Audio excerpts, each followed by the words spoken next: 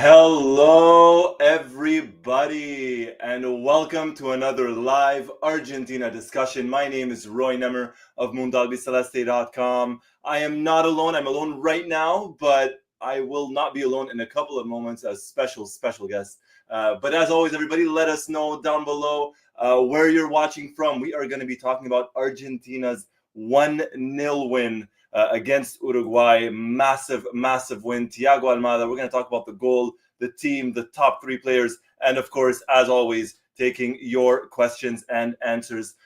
If you're new to the channel, hit the subscribe button, hit the like button, hit the notifications button to be the first person notified as soon as we go live. Let's get to it. Suraj watching all the way from Dallas. Thank you, Suraj. M. Raza, yes, let's go Argentina. A massive win for Lionel Scaloni's team, for the reigning World Cup champions, the reigning back-to-back Copa America champions. And we're gonna talk about something about the qualifiers in just a little bit. But right off the bat, all I'm going to say is Argentina have already clinched a playoff spot for the World Cup. On that note, I have a special guest just joining us right now. And of course, it's the one and only, the living legend himself, the man, the myth, the legend, Sebastian Garcia. Seba, how are you? I'm blushing. How are you? I'm How's doing well. everybody? It's been a long time. We tried to get you on last time, and as always, but you're a busy man, Seba. You're a very busy man. I am. I am. Well, it's for good reasons, but yeah, I'm very busy, and No, just it's teasing, of course. almost all the time is work related, but also I have kids. They have to wake up early in the morning, and I have to wake them up, etc., to go to school. But I always try to be here when time allows and energy. But it's it's good. It's good that I'm here now. Let's not regret the times that I couldn't make it. No. Absolutely not. Absolutely not. As always, Seba, thank you for joining us. The man himself. Let's get to the chat, then we'll get back to everything here. As always, let us know where you're watching from. Sirinum saying Vamos Argentina, of course. Sebastian, we always stream in English. Yes, we do. If there are some comments in Spanish, we definitely bring them on as well. Vamos Argentina. Yes. Edwin from the Fiji Islands saying an impressive win. Thank you, Edwin, for joining us, and Cesar as well, and Suraj and Sebastian. Joel, hello. Great win. Thank you, Joel, for joining us as well. Thank you so much for the support. Mubarak Ali, Argentina. No Lionel Messi, George. Yeah. Rihanna and Rihanna, good morning. All the way from Nepal. Incredible. Amir, yes. Hello. George, this one's for you. Sorry, Seba, this one's for you from George. Big hello to you. And Vamos Racing. Aguante. Edwin, hello to Seba. Liam, nice of you to join us from the basement. That's the envoy, as always. Simo, good evening from Canada. What a second half performance from the Selección. That goal from Almada was incredible. And George, of course, from NYC. Seba, what a game in a way. A lot to talk about. Initial thoughts. Yeah. What did you think? No, initial thoughts. I think people in general were not that into the game before. Like in the build-up, you didn't read or hear people talking about it. I guess the position in the standings and the fact that we're almost we're almost guaranteed of a place in the next World Cup. People, I'm not saying they have lost interest or whatever, but there wasn't that much anticipation before the game started. But then that was all over as soon as the game started. Like people got into as the game went on. And I think, like, coincidentally, I felt the same way for the team. I'm not saying that the team was not interested in the game. Not at all. They were. But maybe Uruguay were a bit better at the beginning. We couldn't find our legs and our rhythm and our ourselves. It's not easy when always the focal point is on the number 10, the legend that couldn't make it today. But as the game progressed, I felt we were more comfortable, we were playing better, and we fully deserved the win. So those are like the main points that come to mind to start talking and to start analyzing this game. 100%. I completely agree with everything, Seba. Let us know, everybody in the chat as well. And to add a little bit, Seba, as well, I mean, something that you mentioned about, Argentina kind of almost already qualified, clinched a playoff spot. It's a little bit different, of course, this time around, with 6 teams, potentially 7 from South America qualifying as well. So, I understand maybe, I don't want to say the lack of interest, as you said, but maybe less hype, I guess, maybe around some of the games for Argentina. But like you said, once that match got going, I was personally excited. Always been excited to watch Argentina, and you could tell Uruguay went for it, and there was a sense of not revenge, but something about Argentina not wanting to lose twice to Uruguay in the same World Cup qualifiers as well. And of course, without Messi as well, no Messi, no Dybala, and your boy, of course, Lautaro, no Lautaro either. So this was a statement game in a certain way for Argentina, winning without those players. Absolutely, and also it marked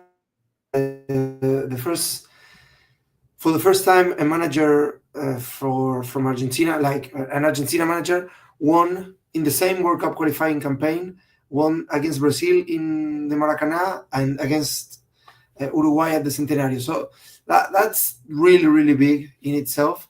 But also, yeah, as you said, avoiding losing twice to Uruguay, the bragging rights is always a big classical. This one, one of the most, one of the oldest clásicos in the world. So you could tell, you could see that as the game went on, it meant a lot for a lot of players, not just our players, but also for the Uruguayan players. And it got a bit spicy near the end of the first half.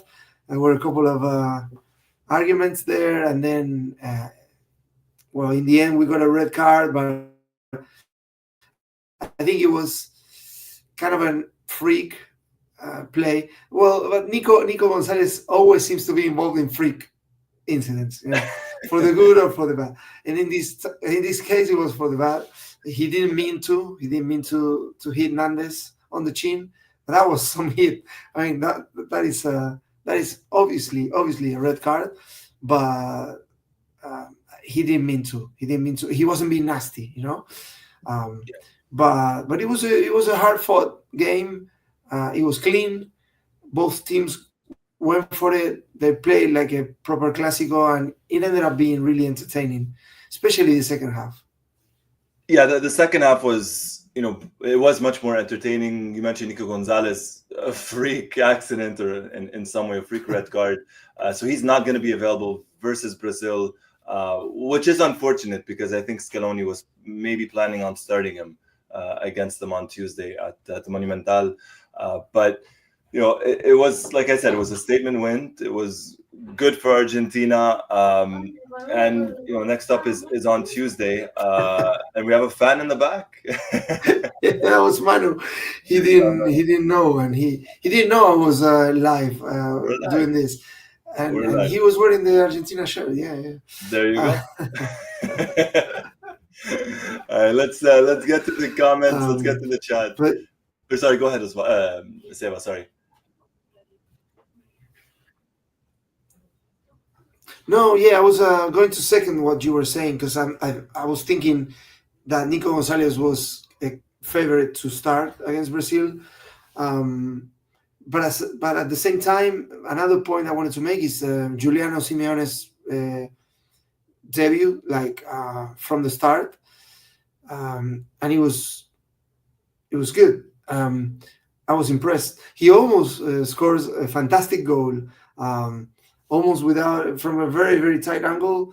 Everybody thought he was crossing the ball, but he hit it, and Rochet did very, very well to keep that ball out of the Uruguay goal, because that was going in. That was a la Roberto Carlos. It reminded me of Roberto Carlos at one point. But it's never easy to make your full debut for Argentina, and I especially at the Centenario against Uruguay, and I think he did very, very well. I really like his performance today. He did excellent, especially defensively. There were one or two times where he had a good block and a good interception. That's a good way of putting it. A la Roberto Carlos, where he kind of, I don't know, almost deviated like that. It was a good save in the first half, towards the end of the first half, actually. Yeah. Good for him. It's not easy. This is he's the third Simeone. I mean, there's him, his brother, and obviously his father that have represented Argentina. True. And we should be checking his grandfather, because he was a player, Diego's father, but I don't remember if he played for the national team. He definitely played for professional football, played in the first division, but I don't remember if he made it to the national team. But yeah, there's some pedigree there. Also, it was clear to see the chemistry, because he knows Molina, he knows Julian. He also knows De Paul, who didn't play today, but that will be a bonus for next Tuesday.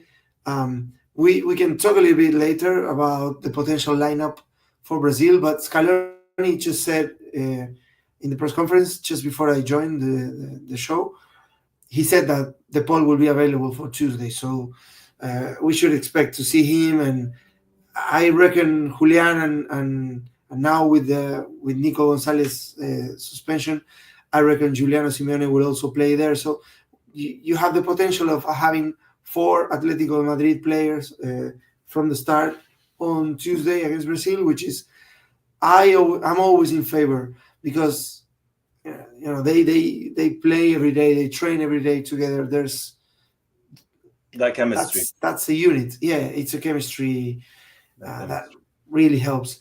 I'm not in favor of having 11 players from the same team. That's not happening. That's not happening anymore. Not like Barcelona with Spain. Yeah, exactly. But I'm in favor of having a couple of them playing in tandems,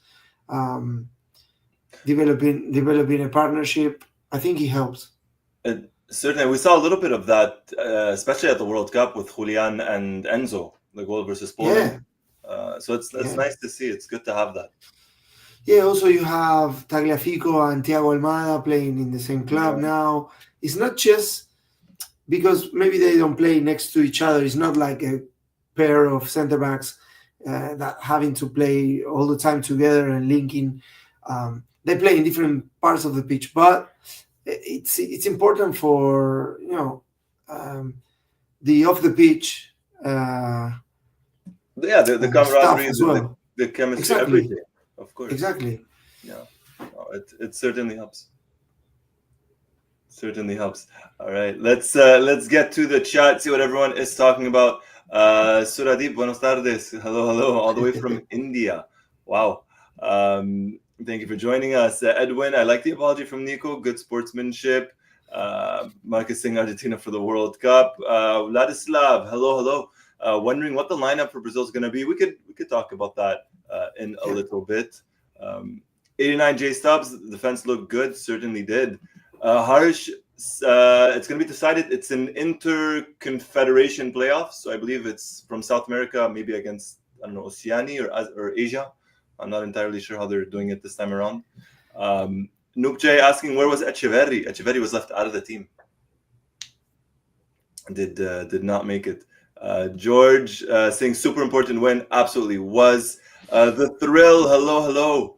Diaguito and the thrill talking about the original Clásico. Absolutely. Noop J wanted to see Castro. We might see him versus Brazil. I mean, Nico Gonzalez out, Lautaro out. I don't even know who we have healthy anymore up front, or someone that could play. A lot of injuries. True. Let's see. North Village, the number 11 is a heavy shirt, but Almada wore it well. He plays well with Julian. Um, yeah, Vladislav, so weird to call it the first Clásico. It's the Clásico Rio Platense, so much better. The Thrill, new 11, was really happy when Mundo published the starting 11. Thiago is that dude. Wish Pass had a few minutes, but great second half from the midfield. Marcos, Argentina winning it back to back. Rian showing some love to Seba, of course. Much deserved love after a long time. A harsh Vinny and De Paul will fight. I can assure you that. It might, maybe. The Thrill, hit the thumbs up. Yes, hit the thumbs up, hit the like, subscribe, everything. All right, Caspian, 85% fit. Kuti. George, not a fan of Vinny's, the only one on the pitch that can lick his own eyelids. And John, hello. Good morning, John from Malaysia. Good morning, the original Mundo family. Amigo, yeah. We're the three amigos now. John, three amigos, there you go. John, Roy, and Seba, yeah. From what, 18 years ago? 17, 18 years ago. Maybe even more.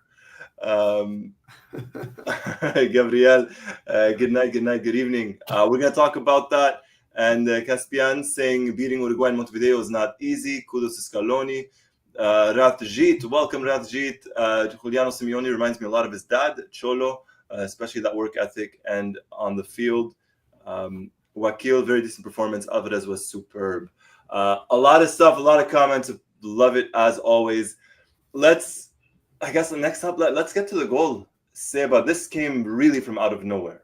From Almada. Yeah, he had warned Roget, the Uruguay goalkeeper, in a previous play early in the second half. Also from a pass from Julian, he took a very nice, a very powerful shot, and Roget, I thought he did very well to deflect it over the bar. And then he said, okay, no, next time you're not saving it. And he made sure. What a goal. Julian with a very intelligent move and the pass for Thiago. And you could tell as soon as he got the ball, he said, this one is going in. And just before that was a very, very special goal. Shout out to the kids living next door or in the building next to mine. They celebrated the goal before Thiago even got the ball. Yeah, I have a bit of a delay on the broadcast, and these guys were like celebrating. I think they were like 10-year-old or whatever. You could tell they were really young kids, and they were celebrating like crazy. It was like a goal scored in the World Cup. And then when Thiago got the ball, I knew that was going in. They spoiled the goal for me a little bit, but it was nice because I was alert, I was ready, and I was prepared to see that goal. And yeah, you and I were talking just before streaming. One good topic of conversation could be to ask everybody watching, everybody following us now, for other great goals scored by Argentina from outside the box, because I know everybody will talk about Maxi. Everybody, I will start with that one. That's the obvious one, but I would like to see other, because my memory, maybe for old time or long time ago, I can remember a few goals, but then if it happened like 3 months ago, maybe I forget about it. And we have the best audience here. They will remind us of a lot of goals. That's an excellent topic. George saying Tevez versus Mexico in 2010 at the World Cup. That's a great one. Yeah, that was a good one. I think Paredes. The one that sorry, go ahead. The one that he wasn't offside. The one he wasn't offside. Yeah, the second one. Argentina's third goal, his second. Yeah, that one. I want to say Paredes, I think, scored one versus Indonesia 2 years ago or so. I want to say. But that was a rocket. I remember. Yeah. Top corner. Top corner. Enzo versus Mexico. I mean, that was inside, but it was still a very good goal.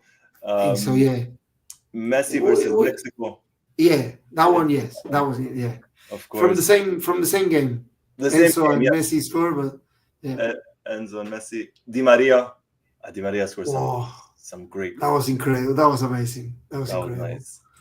The free kick, Messi versus the United States, the Copa America semifinals. I believe that was in Houston. Yes. I want to say it was Messi. Uh, No, that was Riquelme. That was Riquelme at home, right? Riquelme was for the 2006 qualifiers. I believe this was Ah, in right. 2005. The I Messi one was in Qatar, think. actually. The Messi goal that John is talking about was actually in Qatar in Ah, 2011, 2010 or 2011. Batista was coach. that was 1-0. That was 1-0, one yeah. nil near the end. Yeah. Lavezzi had the back heel pass and Messi scored it. That was And the one I was saying is also from outside the box. And I told you, I remember things that happened a long time ago. It was against Brazil here at the Riquelme. Monumental Stadium, and Riquelme started the play with the back heel. He controlled it like oh my god, that was like a 3-1 win for I, Argentina. That was I think, incredible. yeah, I think Crespo had the two other goals in that match. I That believe. was maybe the best I ever saw Argentina play against Brazil. Maybe it's up there. It's up there Yeah, with the no, best. that was solid. The back, the touch, I think went to Luis Gonzalez, and then he passed it back. Great goal! Wow, and that was a Amazing. very good Yeah. Brazil team. Go watch it. If you don't know what we're talking about, go watch it. Put Yeah. Riquelme Brazil. That's After an after amazing the one. live, after the live, go watch it. After the live, of course, of course. Maradona versus Mexico. Oh Maradona versus Greece. Excuse me. yes, Oof, the one that he celebrates getting yeah, close to the camera. What a goal! What his a goal! the Amazing. infamous celebration. Messi Yeah. versus Iran, 2014. That was a good At the one. Mineirao At Stadium. the Yeah, Mineirao, yeah. last kick of the game, maybe. Yeah. Vladislav Messi, one of his greatest free kicks. Rajit, Yeah. yeah, Messi had a free kick versus Colombia when he came back from his retirement in 2016. It was a qualifier. Uh-huh. He had like the bleached blonde hair, I remember. That was a great free kick on Ospina. A great free kick, I remember. Yeah. Messi, Nigeria, World Cup, the free kick. Yeah. There's a lot. There's There's a lot. There's a lot. We're just getting old. I remember that one. Yeah, Copa This America. one, It was. I think it was the first game of the Copa America, or he scored one against Chile. no. That was He scored one the against Chile. Chile was Yeah, the first match. yeah, Ecuador was quarters, I believe. and then he Quarterfinals. scored against Ecuador too. Yeah, Yeah. John, Jesus. I remember that one. That yeah, Toro. yeah. We lost that one. We lost that one in Rosario. In I Rosario. remember Diego Maradona was the manager, and I remember that was a day. It was I felt really miserable because we lost at home against Brazil, but also that day I was moving to a new place and I was completely tired. Like it was like I almost couldn't watch the game, and it was like, oh my god! And now we're losing to Brazil. I wanted to move again. that was a bad one in Rosario. Yeah, that was not good with Dunga as coach as well for Brazil. Yes. Caspian saying Messi versus Iran and Bosnia in the first match in 2014 versus Bosnia and Herzegovina. George going way back, Gabriel Omar Batistuta. The playoffs for the '94 World Cup, yeah. and he didn't mean to. I know. You can say whatever, but he didn't mean to. He tried to cross the ball and then he hit the defender and he went out over the keeper. But it counted. Some great goals. Rajit, of course, going back to Brazil, giving Dida no chance, and that was when Dida was, in my opinion, the best goalkeeper in the world at the time. He was amazing. Yeah, he was a monster, an absolute monster. 89. No, I was just from inside the penalty area, and Rajit, Maxi's goal against Mexico, absolutely 100%. Also not just the technique, but also the importance. It was extra time. Round of 16. It was a very difficult game. Yeah, massive. Great. I'll never not take this opportunity whenever that goal is mentioned to say when I met Maxi Rodriguez, I really thanked him for that goal. I really thanked him for that one. Yeah. But a lot of great goals. Wow. That's a trip down memory lane for that one. That is a Yes, trip down thank memory. you everybody, because I would have remembered 15% of those. So this is beautiful because we're doing it, all of us together. Maybe we have the pretty faces, No, no, no. but you guys have the knowledge. Yeah. 100%. Jaco Taco Legends running off Father Seva, treating us with another great sit down. Thank you, Jaco Taco. Thank you, everybody. Grazie, grazie, Uh, grazie. Master Azar, hello, Roy. Seba, where's the champagne? Master No, Azar's been after you with that champagne for a couple of years now, Seba. no. Look, I'm gonna drink coffee in a couple minutes, because I've been up since 6 a.m. It's almost midnight, and I want to watch the Formula One later. All right, there you Yeah, go. There you go. Jean, yeah. Oh, I remember that in September.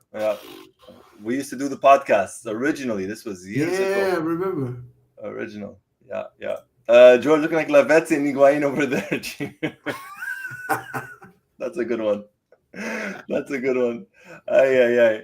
All right, let's go back a little bit to the match here. Yeah, All right, let's. I mean, talking about a good one. Let's get to the. I mean, everyone had a good match, I think, but the top three players. We always do this, Seba. It's probably my favorite part. Every single time we get together, probably my favorite topic. I mean, um, I have two players in my mind. I'm just thinking about a third. I'll let the chat answer as well. Do you have your top three players, Seba, or not? yeah. Well, I can stepping go. outside the obvious, because of course he decided the game. He scored the goal. He had another opportunity. He played really, really well. Thiago, of course, is there, but out of the obvious, that because he was an obvious choice, I really, really liked Enzo Fernandez today. I really like, especially the distribution, ball distribution. He was playing a bit farther up front, not sitting back like most of the times, when the setup for the team is different. And he played a pass to Thiago Almada as well. When he All tried right. to dribble, and Rochette went down and stopped it. But that ball was exquisite from Enzo, and I felt his distribution was really good, and he was everywhere at the same time. And then Cuti Romero, um, I can sleep. I can sleep easy when I see him. He's playing. I got scared a little bit near the end of the game, where he started fighting with this. I think it was Araujo, because I was thinking two things. Like, you are on a yellow card, like from previous games, and if you see another yellow, you won't play against Brazil. But also, the ball was in play, and he was headbutting this Uruguayan. It could have been a penalty. Like, if the Yeah. referee wanted, he would have given a penalty there. But other than that, he was his usual self, and he gave me a lot of confidence. Even if he's not 100% fit, he puts on that shirt, and he's on a different level. Yeah. It's difficult to argue with that, of course, and like you mentioned, I mean, Kuti just coming back from injury, not even 100% fit. So mine might be a little bit different. Obviously, Thiago Almada for the goal is one. Another one, and this is someone that I've always said he's underrated, and I thought he did superb tonight, and that was Tagliafico. I Oh thought yeah, Tagliafico did so well, played very well today. Uh, from the first touch he had, from the first tackle he put in, down the left hand side early on in the first half, and then there was a block or a slide tackle also in the first half towards the end, and the second half. For me, the most underrated player in this national team under Scaloni, Tagliafico. For me, I'm big. that's a good shout. But you can also see that he defeated Marcos Acuna for that Yes, starting play spot. yeah, Even during the World Cup, you could see he was favored over Marcos Acuna. And we saw a bit of a decline for Marcos Acuna. Now he's playing for River Plate. He's not doing quite well. I don't know if Yeah. he has some physical issues or whatever.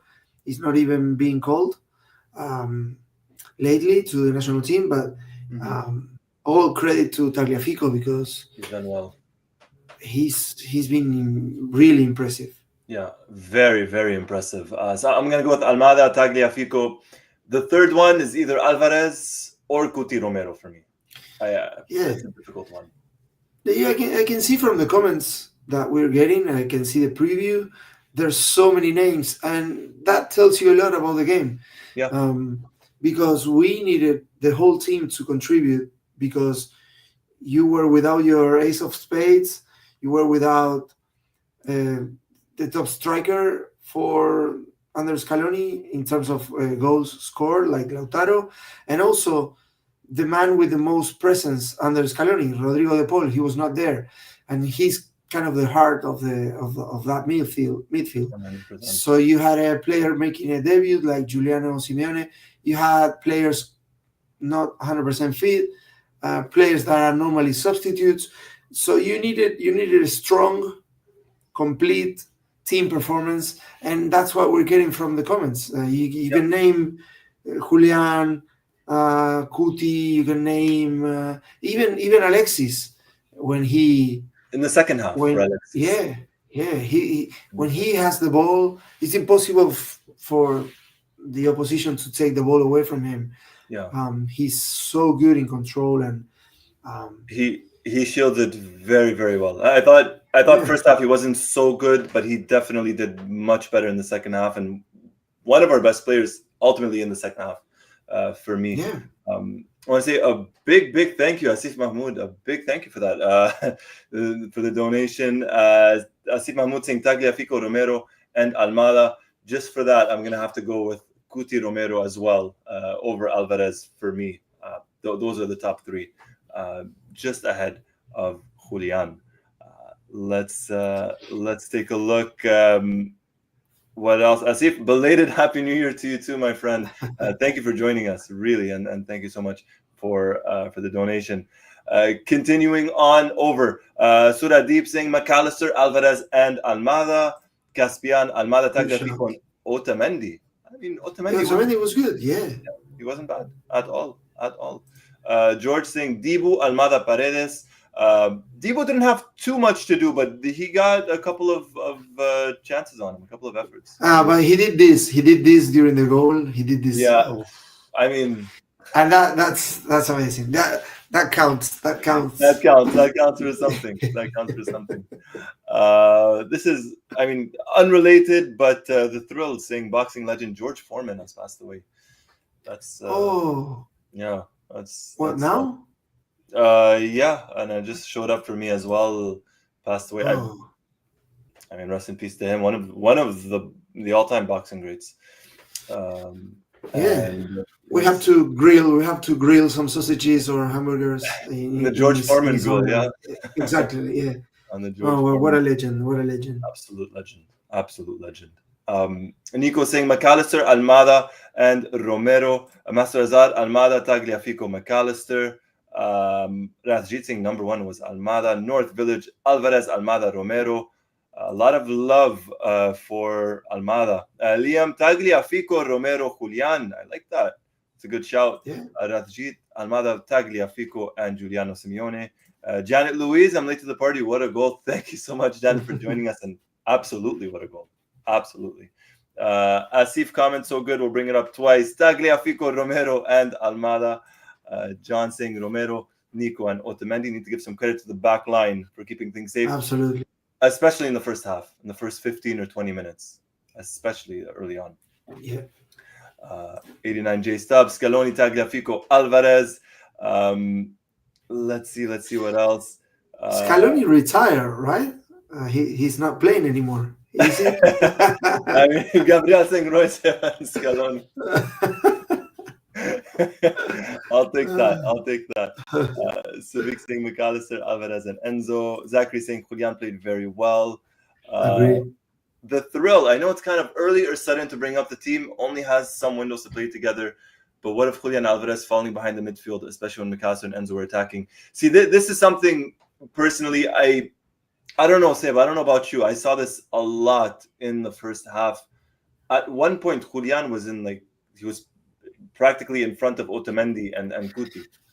That guy, I mean, that guy is a freak. It's like playing with 12 men. I mean, he runs and runs and runs, and he's everywhere. And also, then when he's not running and when he's on the ball, he does amazing things. Like today, he had an assist. He could have had 2 assists. He didn't have a lot of chances. He couldn't take any clear shot on goal, which was a shame because we know how lethal he can be. And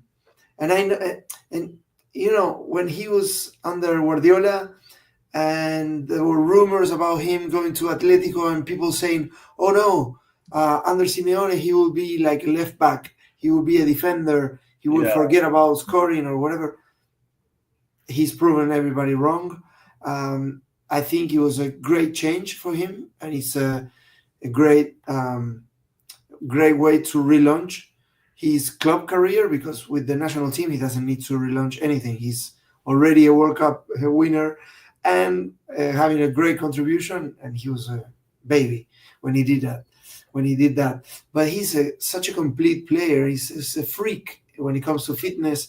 He can't stop running. I'm in love with that player. It's fantastic. It's amazing to have him.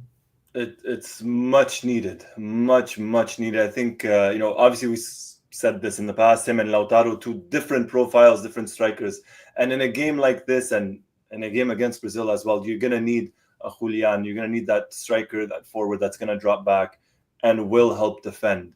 And I love him. I get frustrated when I do see him that deep sometimes, because I'm thinking, no, we need you up front. Yeah. But sometimes I get the feeling that maybe that's not part of the game plan, but he knows that he can do it. He knows that he can track back, and then he will still have enough in the tank to make a run forward. I'm not sure if the managers are telling him you should track back every time, but he does it. He's like unstoppable. Yeah, it's his thing. It's true. We don't know if Guardiola told him that, if Simeone is telling him that, Scaloni, but he is doing it. And as the Thrill's mentioning, got flashbacks of Messi having to fall back to touch the ball. Very helpful. But this is the other thing, he did not see much of the ball inside the penalty area, if at all, today. But at the same time, maybe it depends a little bit on the game plan that Scaloni has, the setup of the team. I don't know. Obviously, the important thing is the team won. They got the 3 points, and against Uruguay, super important, of course. This is a very interesting point that Drill is making about flashbacks of when Messi had to. Yes. Sometimes he had to track back all the way to our box, maybe, so to talk to the center backs, tell them, give me the ball. But that was, thankfully, it's good news for everybody here. That is in the past, and in the long time ago. That was when the team was in turmoil, and there were we didn't have an identity. Players were playing there based on their names and fame or whatever. Nowadays, you have to be on top of your game. You have to be productive and motivated and go and ready to go for it, because otherwise you don't have a place in this team. This team is so good. Everybody needs to be at the top of the game, and even then, the team lifts up the level for everybody, every one of their members. So, yes, flashbacks in a way that he has to drop back a little bit. Sometimes the opposition plays a part in it, but I think it's very, very different from what we saw, like, for example, in the World Cup in 2010.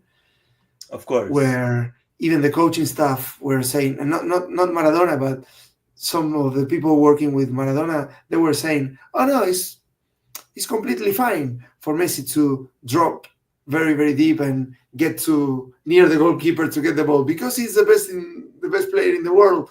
He should be near the ball. No, man, he should be near the opposing goalkeeper and finishing moves and helping you win. He couldn't do it. If he had to run 90 meters every time he was on the ball. So it's very, very different because the context is very different. Julian could do this, but he knows he's contributing to the team, and other players can make deep runs and get to scoring positions to benefit the team. No, absolutely. There's, he's doing it for a reason. As you said, it's not the same as Messi, or not the same reason as Messi, because Messi just wasn't touching the ball at all.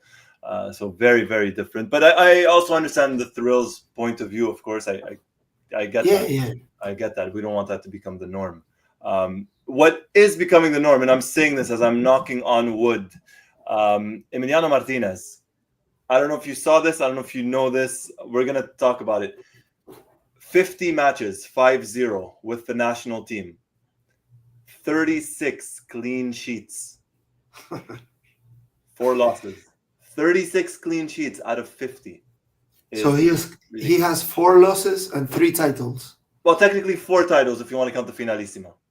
Oh, right. 4 titles. Oh, my God. He has as many titles as he has losses with the national team. 36 clean sheets in 50. Maybe we could talk about this. Maybe it's for a separate video, and I'll ask you, Seba, and I'll ask everybody in the chat as well. Maybe I'm putting you a little bit on the spot. Where does he rank in terms of all-time greatest goalkeepers for Argentina? He has to be top 3. Is he number 1? Well, in terms of caps for Argentina, he's already in the top 3. He only has Filiol and Romero, but with more matches per performance. Yeah, no, I know what you mean, but for me, there's only 2 goalkeepers in that conversation. He's one, and the other one is Filiol, the one that we are mentioning. And here, I always say, let's wait until both players are retired to compare the careers. I always said that all throughout Messi's career when they were comparing him with Maradona, and I said, it's unfair. Like, people say, no, Maradona is better because he won a World Cup. And I said, well, yeah, but Messi, he still needs to play more World Cups. They were talking about it in 2010, 2014, 18, whatever. And they were ruling out Messi as the greatest player of all time because he didn't have a World Cup. And I said, look, you're comparing a full career that it's completed and a great career as like Diego Maradona had, and you're comparing it with a player that still has 5, 10, 15 years to play. So it's not fair. And in this case, it's a bit of the same argument. Even with all the things that Dibu has already accomplished, he still has at least 1 World Cup to go, maybe a couple of Copa America. And then there's another part of the argument, and that's how players get to you or touch you in your fibers, depending on the age you have. Like, for example, for me, growing up as a kid, Filiol was the best goalkeeper in the world, and he had already won a World Cup, and then he won an important trophy playing for my club. So, and I'm friends with his son. So his name is also Seba. So we're friends. We work together, but I'm leaving that aside. And I think they're neck to neck. And maybe Dibu edges it because he was more instrumental to the 2022 World Cup than Filiol was for the 78 World Cup. But without Filiol, we're not winning that World Cup. Right. Same as without Dibu, we're not winning that World Cup in Qatar. Right. So I see they're on the same level for me. It's very, very difficult to pick one from those 2, and maybe I need to wait until Dibu hands up the gloves. But I hope that's in a long, long time. Of course, it's look. I'm too young. I didn't get to see Filiol play. I know of the importance. I watched the '78 World Cup. Obviously, decades later. I watch all the matches, and I know the importance that he has in Argentine football, and specifically for the national team. For me, I might be a little bit biased, of course, and I'm aware of that. I'm more inclined maybe to go more with Emiliano Martinez because of the big moments he's had in different tournaments for Argentina. If you look at the Copa America in 2021, the penalty shootout, versus Colombia. Yeah, And Argentina doesn't win that Copa America without him. The 2022 World Cup, the shootout versus the Netherlands, that a very good free kick save versus Mexico, the last minute save versus Australia, then of course the final, Kolomoani and the penalty shootout. In 2024, last year at the Copa America, the penalty shootout versus Ecuador, two ridiculous saves. And so yeah, for me, and this is all still going on, so it's still fresh. And again, I'm biased, of course. I might be more inclined to go with Emiliano Martinez, but we'll see. Like you said, you got to wait till both players are fully retired, and hopefully for yeah. Dibu, for Martinez, it's in several years. It's not anytime. Yeah, no, but at the end of the day, it's very good for conversation. It's a good topic. It's entertaining. But at the end of the day, same as with Diego and Lionel, we should consider ourselves lucky that both of them play for Argentina. Filiol and Dibu, they won World Cups, and I'm telling you, like 100%, I'm convinced that without them, we're not winning those World Cups. They were like Filiol. If you see images of Filiol in the final against the Netherlands in '78, yeah, but not just that game. He was huge throughout the World Cup, and I think life or football in general was a bit unfair because he only played in '78 and '82, but he was the best goalkeeper for Argentina in '86 too. But he didn't go there to Mexico. Pumpido, yeah. Pumpido went there, and also by the time Italy '90 came, he was still the best goalkeeper from Argentina. He should have played 4 World Cups instead of 2. Similar situation with Javier Zanetti. He only played he should have played more World Cups. There was nobody better than him in that position in the 2 World Cups where he wasn't picked to play for Argentina. But yeah, it's as I said, we're very, very fortunate that we have those 2 goalkeepers playing for Argentina. Extremely. And as you said, Argentina do not win any of those 2 World Cups without them, without Filiol and without Emiliano Martinez. 100%. 100%. Mm-hmm. And Pumpido in '86, he wasn't that instrumental. Like, I think without him, we won it. We will win it anyway. But 86 was a little different, let's say. Yeah. A little different than 86. All right, let's get to the chat. Rajit, considering the World Cup Filiol had in '78, especially that final against the Netherlands where he made multiple clutch saves, it's either him or Dibu as the GOAT. George, aside from silverware, it's what Dibu represented and the way he did it, iconic for Argentina. Caspian, Dibu might surpass Filiol as the best goalkeeper. Janet saying incredible numbers, what he's put up so far. The thrill, was he from Independiente, the king of cups, the best goalie he's come through? Yeah, but he never played for Independiente. No. He left as a youngster and never made his professional debut. And I hope he never plays there. No. Of course, I support the rivals, but of course, it's all in jest. It's all in jokes. George saying Mexicans getting infuriated at Dibu for singing "Easy" when they were picking the groups for the World Cup is hilarious. I forgot about that. And I think, was it him or his brother? And then ultimately someone came out and said it wasn't about the groups. It was something else he was talking about. The thrill.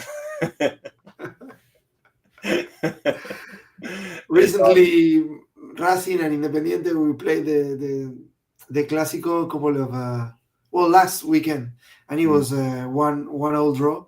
So none of us were happy about it. No. Let's put it that way. Talking about clásicos or derbies or yes, big matches. The big one coming up on Tuesday. The next big one coming up. Bring it versus Brazil. Look, there's another. There's like a bonus track because if we win, that's Argentina guaranteed in the World Cup. Like it's like a special cause for celebration. I think even obviously I'd love for the win, but I believe even a draw and Argentina fully qualifies because Argentina right now have guaranteed a playoff spot for the World Cup, and I think one more point, not even a win, but just a point. Uh, Although obviously I'd love the win. Of course, it's like it will be like the cherry on top. Yeah, It's not every day that you get to play Brazil, and if we were to beat them, if that comes with a qualification, like you can even say, better. And I'm in the next World Cup. Let's see if you make it. That's amazing. That is something. that's a That is big something great. That's a big one. Argentina, number one in the World Cup qualifiers in South America, 28 points. Ecuador on 22 points. And let's not forget, Ecuador, I think, had, was it 3 points or 2 points deducted before the Yeah, start three of the points. 3 points. 3 points So they're deducted. Yeah. they're doing well. Brazil, 21 points. Uruguay, Paraguay on 20. Colombia on 19. Um, do you expect any changes for the team versus Brazil on Tuesday, aside from, of course, Rodrigo De Paul coming in? But if he comes in, Yeah. who do you think out? No, I don't think there. I don't think there's going to be a lot of changes. I'm not. I don't know about Thiago Almada, um, whether or Giuliano from the starting team from today. I mean, but I believe that the midfield trio will be back together. Alexis, Enzo, and De Paul. That's very nice to see. I think Julian will play up top. Obviously, Nico Gonzalez was favorite to start, but now he's suspended. I think it's going to be Juliano. No issues there because he can run a marathon and then play a football game without an issue. And so my only doubt will be um, what sort of formation we will see. But I guess he will repeat the same back four and Dibu, of course. So I don't anticipate a lot of changes. I don't either, and I'm gonna bring up a comment here. I'll bring up, obviously, I'll go through all the comments, of course, but Gaspian saying Thiago has to play because Nicolas Gonzalez got a red. I think that plays a big factor, and I think that opens things up for Thiago to play because with no Nico, I mean, 4-4-2, I don't see that. Maybe a 4-3-3, maybe with Giuliano Simeone, and Almada again, and maybe DePaul coming in for Paredes. Yeah, I really liked what I saw from Nico Paz, but these may come too soon for Yeah, him. Um, a yeah, I'm bit not much, sure. maybe. I'm not sure. Yeah, maybe he'll be introduced in the second half, Yeah, but I yeah, a mm, 4-4-2. I don't know. I don't know how Scaloni is gonna go with this one. I mean, I'm trying to think. 4-4-2. yeah. Lautaro's not there. I don't think he goes for Santiago Castro. No, no, no, no, no, And a no, no. 4-3-3 means someone's getting dropped. This is a tough one. It'll be interesting. I think it will also depend on how these players finish the game today, how they're Yeah. feeling, etc. Um, Also, All Scaloni could call up someone to replace Nico Gonzalez because of the red card. I'm not sure if he's gonna do that. He's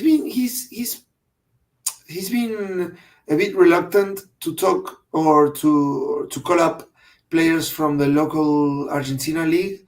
mhm. Um, it seems like you have to be playing in Europe in order to be considered by Scaloni. And he also said that it was crucial for Thiago Almada to move to Europe. He's now playing for Olympique Lyon. Um, he mentioned in the press conference after the game that it was very important for him that he moved to Europe, and there is a feeling that he's not calling up players from the local league, not even when there's an emergency. So we'll see. We'll see if he continues with that trend. I have always said that the best, sadly, because that's the way the world works these days. But sadly, the best we don't get to see them in Argentina. They're playing in Europe. Yeah. And the only exception is it's Messi playing in the US, but because he already, yeah, He completed he football. already, yeah, he completed Europe, yeah, he completed the whole map. That's it. He completed everything. But no, it is true. It is true. And the best Argentine players, if they're not playing in Europe, if they are in South America, it pains me to say it, they're probably playing in Brazil more than That Argentina. too, yeah. You know. Yeah, but So nowadays, you have these two leagues, Argentina and Brazil. They're having a lot of very very important players. Like, Mhm. for example, you can find Memphis Depay playing in Corinthians, playing in Brazil. yeah, Um, Obviously, Neymar. He's back he's in, yeah. almost he's almost semi-retired. He's not taking football seriously these days. The last couple of years, Mhm. but you have some players like Edinson Cavani playing in Boca, for Boca.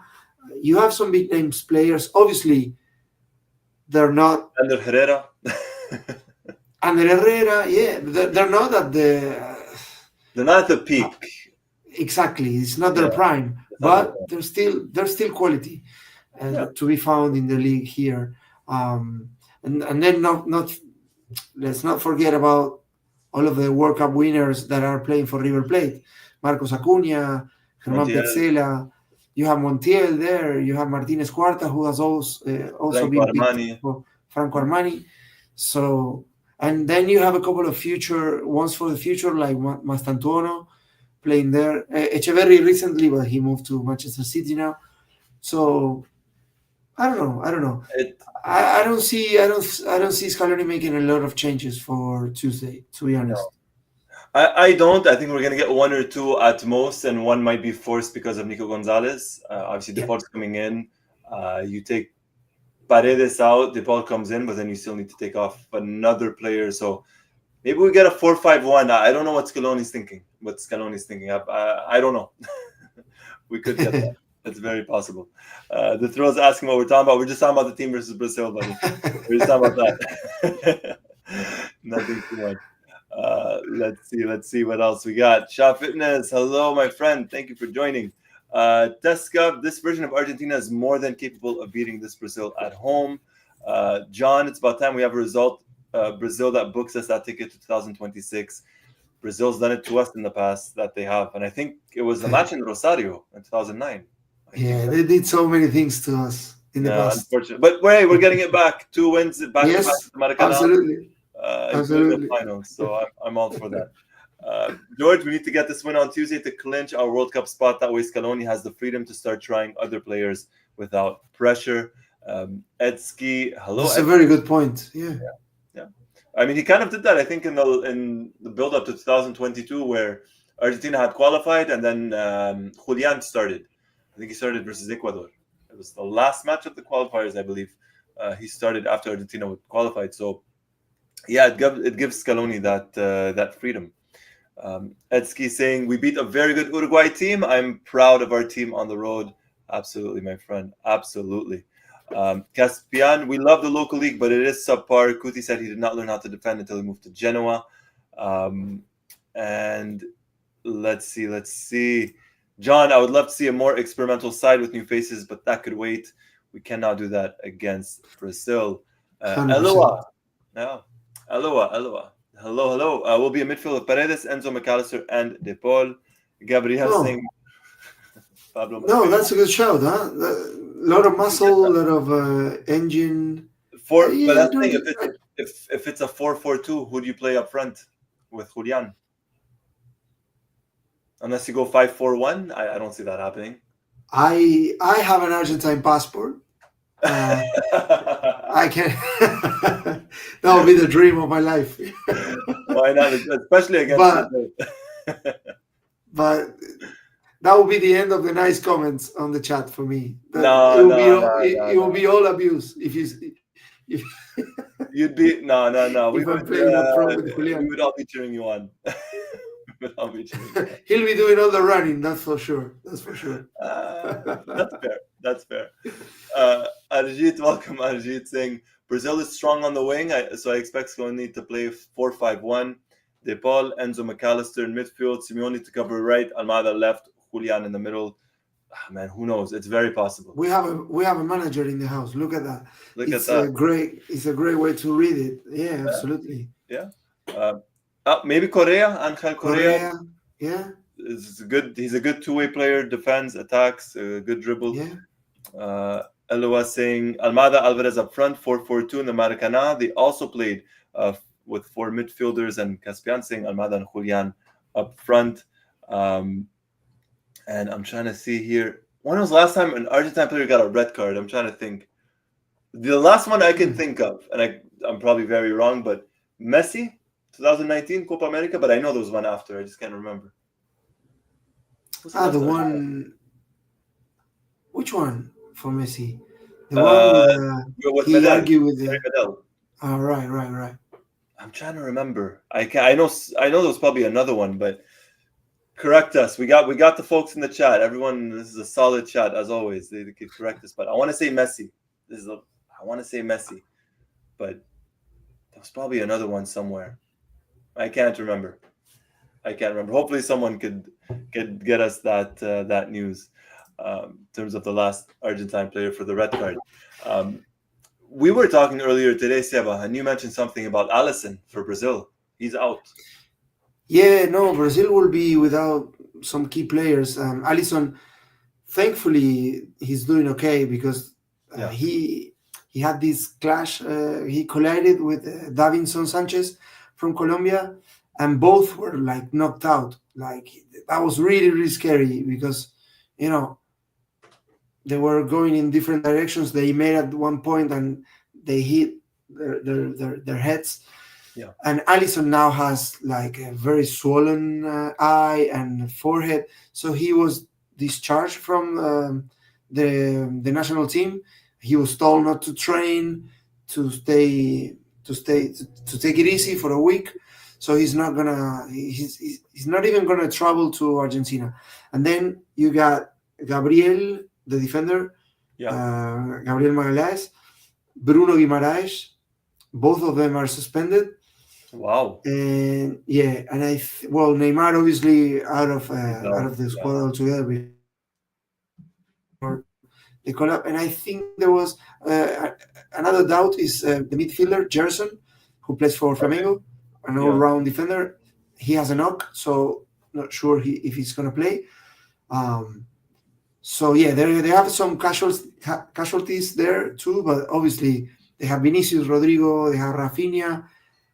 They have the talent, and they have the yellow shirt, which is always something that you have to respect. Of course, no, absolutely. Is this the same Brazil team as 20 years ago? No, but it's still Brazil, like you said. You have to respect them, and they do have some talent all across the pitch. And match versus Brazil is always special. It's always very, very special, and. This time it's coming off a high. The last time we played Brazil, it was after the 2-0 loss versus Uruguay. And then Otamendi scored the header at the Maracana. So this time it's off a 1-0 win versus Uruguay. This time it's at home, and this time they can guarantee a spot at the World Cup. So a lot at stake still. A lot at stake for Argentina.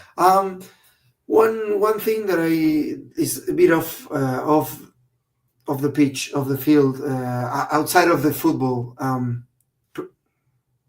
but not entirely. And I'm talking about the tickets for the Argentina Brazil. There was a big, I won't say a scandal, but there were rumors about how much the tickets would have cost. And then when Messi and Neymar dropped, there were rumors about prices going down as well because the demand will not be as high, but the prices are ridiculously high. I don't know what sort of atmosphere we're gonna get there, but it's not gonna be. I guarantee you, it's not gonna be the people, like the working class, the true football fans. It's gonna be full of rich people there, people that never go to the stadium. They don't know when to clap, when to shout, when to stand up, when to celebrate. there's a goal that's been disallowed, and 14 minutes later they're still celebrating the goal because they don't even know the rules. They just go there to take a selfie, to put it on Instagram and whatever. Yeah. So I'm a bit disgusted. Not a bit. I'm very disgusted with that policy of these prices pushing the true and proper football fan away from the stadium. Yeah. It should be accessible. It should be a popular party. It should be, something different. No, 100%, 100%. And I was actually talking to Osvaldo about this because he's planning on going to the game. I believe he bought tickets, and it was 180 US for the Centenario Alta, which is, from what he told me, It's not behind even the goal, but very high behind the goal. Yeah.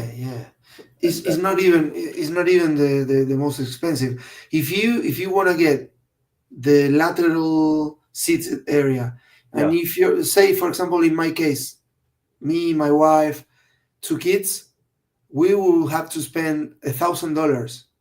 It's ridiculous. It's ridiculous. It's I remember. impossible. Yeah, no, it's crazy. And honestly, I feel like in football in general has become like that. I know we're talking about Argentina, Brazil, and the ticket prices, but really, in general, football has become so expensive. I compare prices from a couple of years ago, just right before COVID, like 2018, 2019, around that time, to now, and it's a lot. It's a lot, and it's sports in general. It's become too much. And you mentioned it, and I'll bring up Calvin. Hello, Calvin. You're pricing out the fans essentially, and this is every match, every sport. It's become too much. Yeah, no, it's messing up with the heart of the sport and what makes it special and popular. Exactly. It's the most beloved sport in the world for a reason. It's because the people love it and the people made it what it is. Thrill here in the US and Canada as well. It's everywhere. Even Europe, you look at ticket prices. Manchester United fans were complaining, rightfully so, about their ticket prices going up. It's unfortunately, it's the world we live in. It's especially when it comes to sports in this case. It's become too much. Too much. Yeah, no, I'm not gonna be at the game because of this reason alone. But I don't know if it's gonna be a full house. Maybe it will because there are rich people in Argentina. There's gonna be a lot of tickets allocated to sponsors, which will give them away. The result that you get there, the atmosphere is so bad. It's nothing compared to club football or what it should be or what it used to be in the past, where people went there to watch the national team through thick and thin. And to put their heart out, there's not gonna be the type of atmosphere that we will get on Tuesday, unfortunately. No, unfortunately not. But look, best seat in the house is at home sometimes, just watching it. Whether you're watching it alone or with friends or family, it's always good. You get the best view, believe it or not, or a very good view. Absolutely. And Argentina versus Brazil on Tuesday. That's going to be the big one. Seba, I don't know if you're available. If yes, absolutely. We do the live. Love to have you, as always. You don't need an invitation. You know that. Well, just ask me around the time of the game, because it will depend on how early I need to wake up the next day, how behind I am with work or whatever. But I always want to be here. Once I start, I never want to stop. But no, I know. We always want you here. You know that. But the match, I'm looking now. The match is at 8 p.m. Eastern. So you guys, Argentina's 1 hour ahead. So that's at 9 p.m. for you, Seba.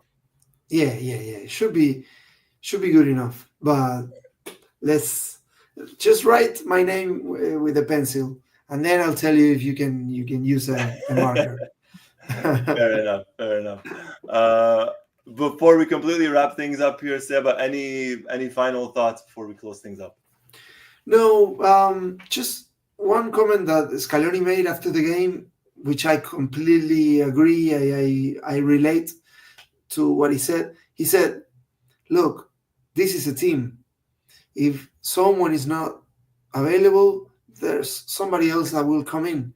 And he said, that's what made me happy about today, that we have a group of players that they can all do a job and they can do it properly. And I think that's a mentality that has taken us places. Like we won four major trophies in a row, um, and we don't want to stop. So that's the mentality that you have to have, and everybody in the team, they feel they're important because they are, and that to me is what sums up tonight's victory against Uruguay at the Centenario.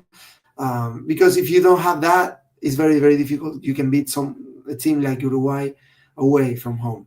Um, so yeah, that's something that I wanted to share because I relate to that statement from Scaloni. I completely agree, and I'm very glad that we have that in place and that we have a manager that can take that and get that from the players too.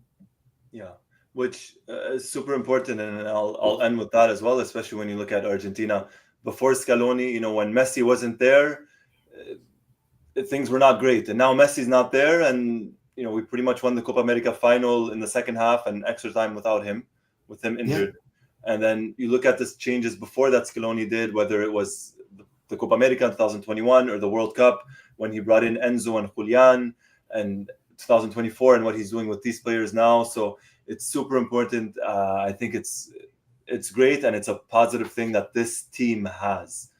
You saw Correa play today, Ezequiel Palacios play today, Simeone got his first debut, Almada.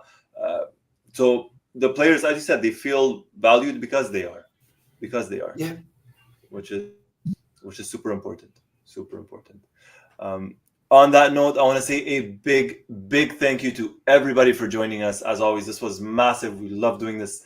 I've always said it. This would be nothing without you. Without everybody in the chat joining us.